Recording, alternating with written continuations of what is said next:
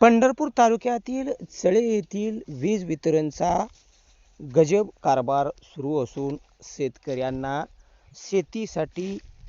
3 phase 8 तास supply दिला जातो, परंतु त्या 8 तासामध्ये 5 ते 6 वेळा ओव्हरलोडमुळे ट्रिप केले जाते गा आपोआप होते, हे मात्र शेतकऱ्यांना समजत नाही. आणि 24 तासामधील 8 तास 3 फेज शेतीसाठी सप्लाय दिला जातो आणि राहिलेल्या वेळेत सिंगल फेज सोडणे बंधनकारक असताना देखील ओव्हरलोड असल्यामुळे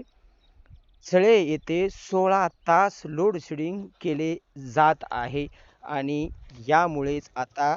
शेतकरी हैराण झाला असून हातातोंडाशी आलेली पिके पावसाच्या अगोदर जळू लागल्यामुळे शेतकरी संतप्त झाला असून आता खासदार साहेब असतील, आमदार साहेब असतील, पालकमंत्री असतील, तसेच येथील जिल्हा परिषद सदस्य असतील, तसेच पंचायत समिती सदस्य असतील,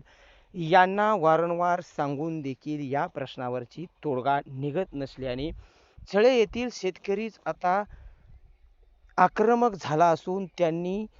सोमवारी चळे विद्युत वितरणच्या कार्यालयासमोर मुख्यमंत्री असतील, पालकमंत्री असतील, खासदार असतील, तसेच आमदार असतील यांच्या प्रतिमेच्या समोर रक्ताचा अभिषेक करणार असल्याचे आता तरुण शेतकऱ्यांनी निवेदन चळे विद्युत कार्यालय, तसेच तालुका पोलीस स्टेशन व तहसीलदार यांना दिले आहे. त्यामुळे चळे येथील युवा शेतकरी हा आता आक्रमक झाल्याचे आपण पाहत आहात.